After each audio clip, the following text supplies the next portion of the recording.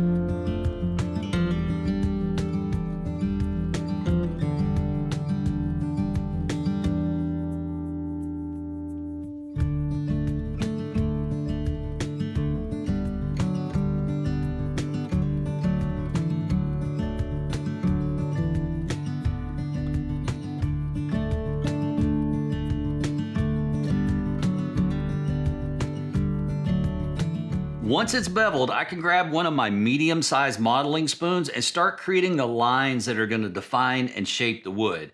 I'm primarily going to be using the blade or the edge of the spoon to start working in those lines. But one of the things I'll mention is we want to start with a light touch. We're just roughing it in. We're trying to create general shapes at this point. Once I've got that done, I can start using more of the curve of the spoon. But one thing I'll point out is that notice I'm still using the edge, but now I'm also incorporating that curve. That's going to allow us to start creating some shading and contour.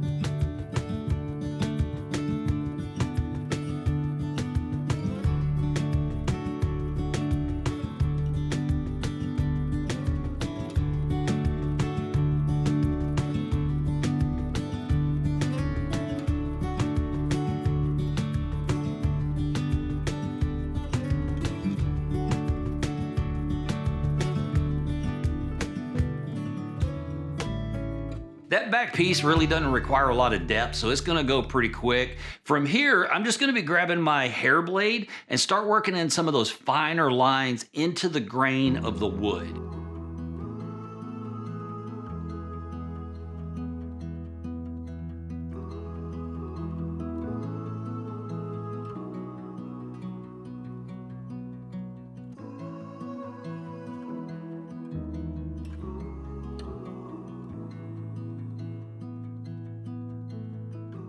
We don't want the back piece to be completely flat, so I'm gonna grab my pedal lifters and undercut all of the inside curves.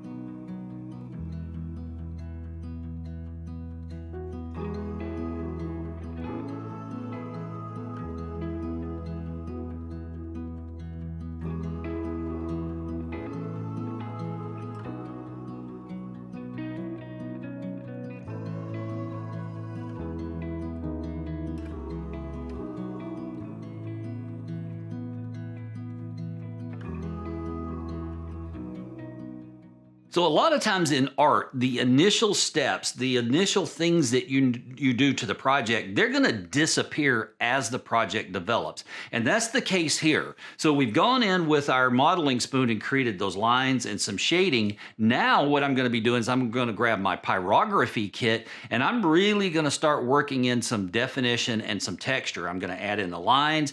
I'm going to add in the contours and the shading. And as I do that, a lot of the modeling spoon work is either going to be very, very subtle or it's going to disappear completely. If you want to see how to use a pyrography kit, we've got several videos on that very topic. We're going to put a link in the description for you.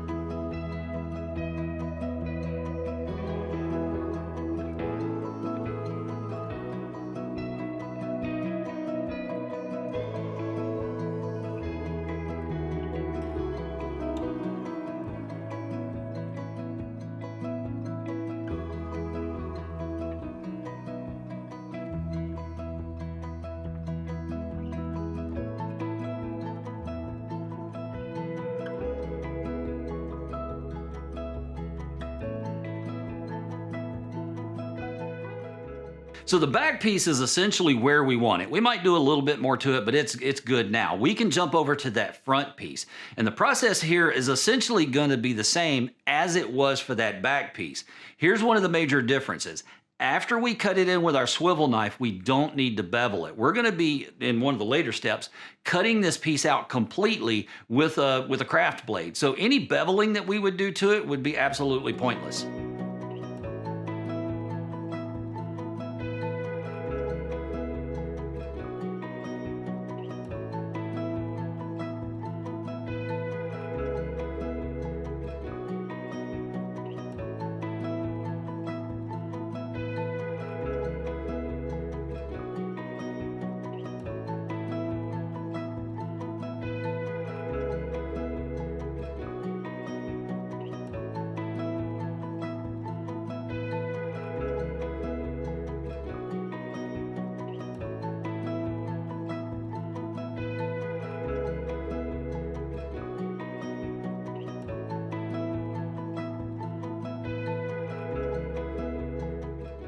So with this one, I'm going to do it slightly different. On the previous step, on that back piece, after we cut it in, we beveled it, and then we went in with the edge of our modeling spoon and started creating contour lines in it. Well, during the tracing process, there was a lot of lines that were transferred. So I already know where those contour lines need to be and what direction they need to go. So I can essentially skip that step on this one. And what I'm going to do is I'm going to jump straight to adding shadows to it. And one of the best ways that I found to do this is to start with the darker shadows and work lighter. So you're going to work from darkest to lightest, and that's what we're going to do next.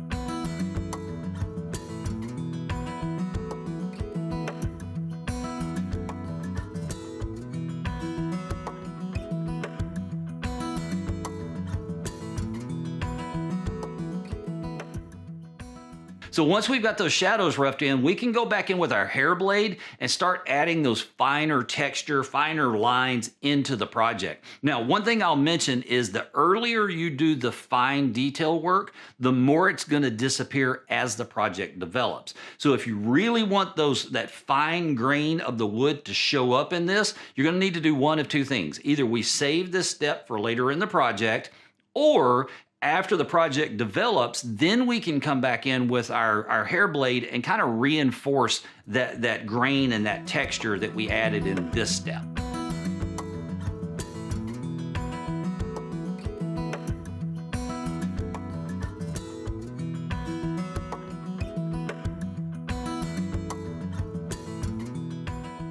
With that, I can go ahead and grab my pyro kit, and just like in that previous step, I'm going to start by enhancing the darkest shadows, enhancing those cracks in those lines, and developing contour in it. And just a quick tip on the pyrography kit, to get the really fine lines, you want to use the blade of the tip. To shade, you want to use the flat part of the tip. And a lower setting is always going to be better for you than a higher setting because it allows you to develop that color slowly.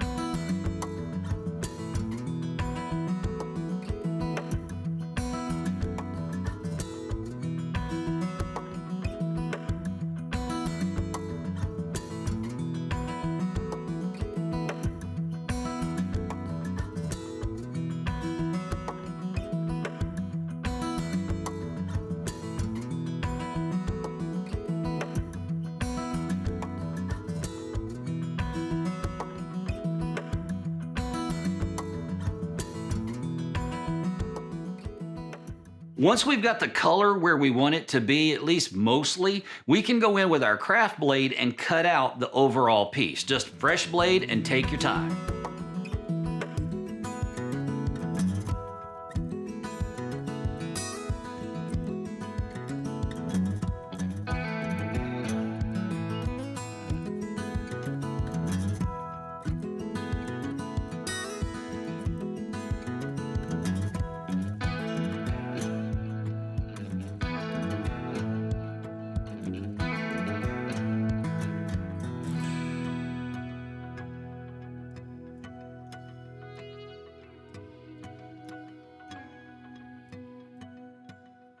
Now we want this top piece that we're adding to it to have some shape and contour to it, not just sit flat on the other piece of leather.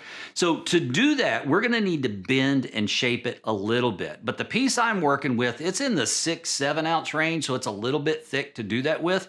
So I'm gonna go in with my safety skiver and a brand new blade and thin it down, especially on the edges.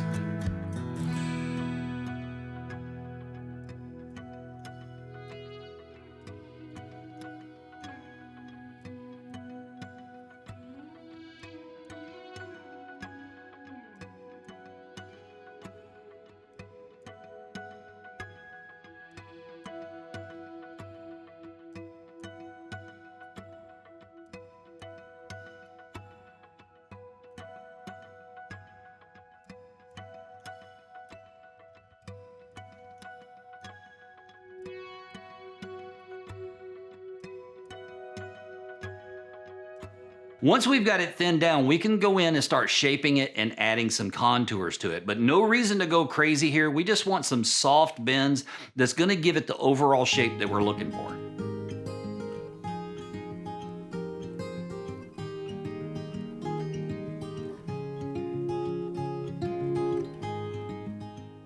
Now, just taking this piece of leather and gluing it to the main backer piece isn't gonna stand up over time. It won't hold its shape. So what we need to do is we need to backfill it so that it will hold that curve. Now there's a couple of ways that we could do this.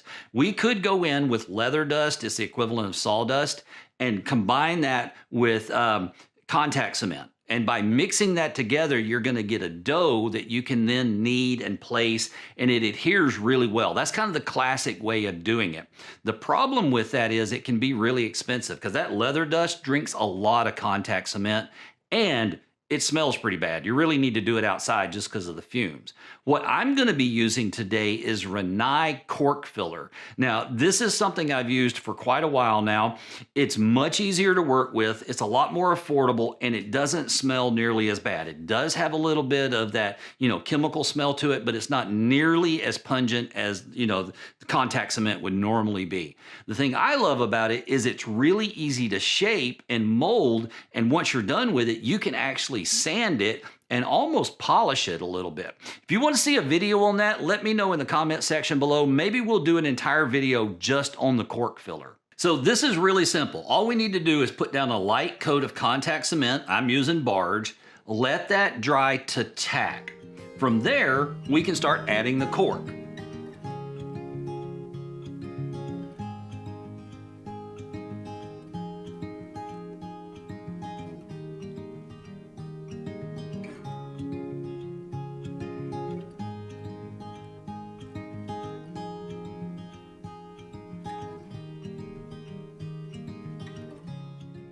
Once it's secured to the leather and you're sure it's not just gonna fall off if you pick it up, you can go ahead and add a second layer of contact cement to the cork. This is gonna bond the outer piece and the cork to the main piece of leather.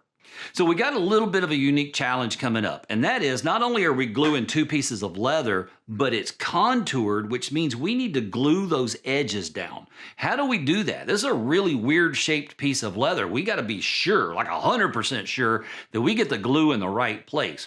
Well, one of the easiest ways to do that is after we've added glue to the cork, we can go in and add glue to the edges of this really random shaped piece of leather.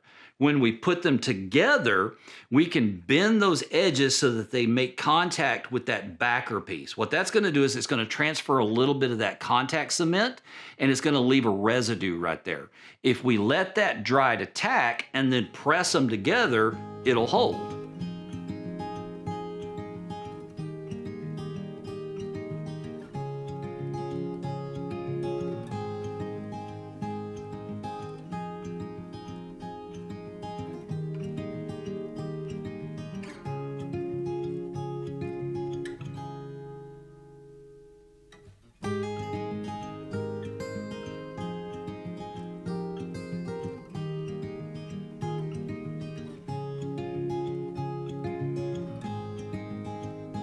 So while that's setting up, I'm gonna go ahead and cut in some branches. Nothing fancy, just the suggestion of some small branches in the background.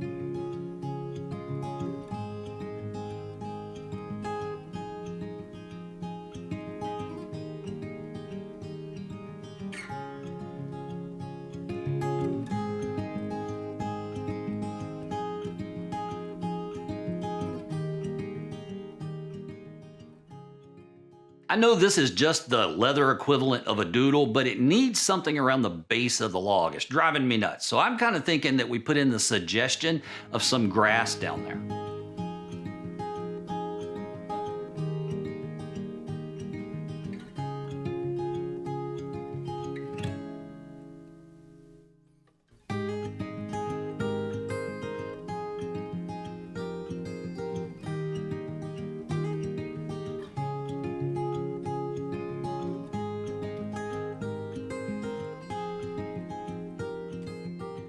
It's kind of hard to see on camera, but the tops of those blades of grass, I added in the little feather puffy things on the top. They don't show up real well now, but they will when we antique it. So now we've actually got the opportunity to use one of our other modeling tools, and that's going to be the ball-tipped stylus. We just got finished laying in those branches and the grass. Those are some really nice swivel cuts in there. One of the things that we want to do is open that up a little bit. So if you picture this as the cut in the leather, if I go in with my ball-tipped stylus and gently trace over those cuts, what's going to happen is it's going to widen them and open them up. It's going to make them more visually substantial, and they're going to hold antique better. So I'm going to be antiquing the project because I want all that detail that we put in there to really show up nicely. But that means that we've got a decision to make. Do I go in with antique and just immediately antique the project, or do I seal it, then antique it? If I go straight to antique, what's going to happen is the pigment and the color in the antique is going to tint and color the leather. Sometimes that's what we want. Other times, we just want the antique to settle in those low points, which is what I want for this project. So what I'm going to do is I'm going to go in with tan coat. I'm going to seal the top of the project, let it dry, and then add my antique to it.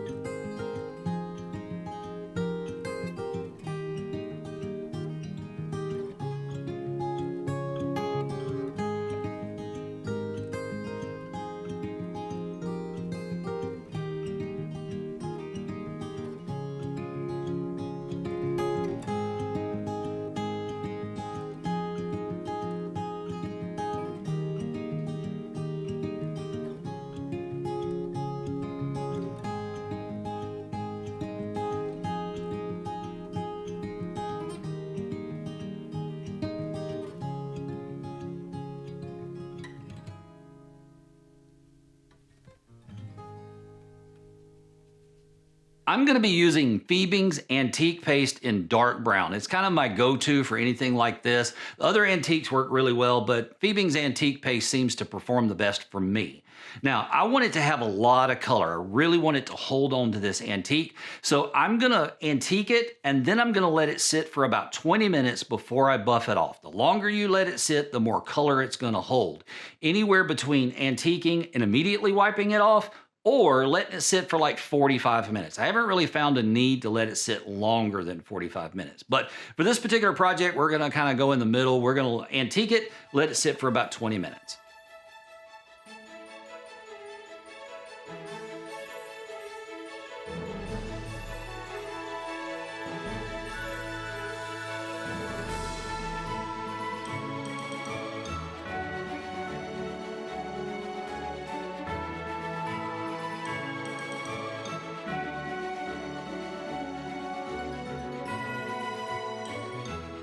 Once that 20 minutes is up, go ahead and buff off the antique. Then we're gonna go back in with a light coat of tan coat. Now, why are we doing that? Antiques in general tend to mute and muddy the project, and we want to brighten it back up. We want the antique to stay in those low spots, but we don't necessarily want it to, we don't want residue sitting on the rest of the project. So if we go back in with, a paper towel and a little bit of tan coat, we can lightly buff it, and it's going to lift that residue off and brighten it back up.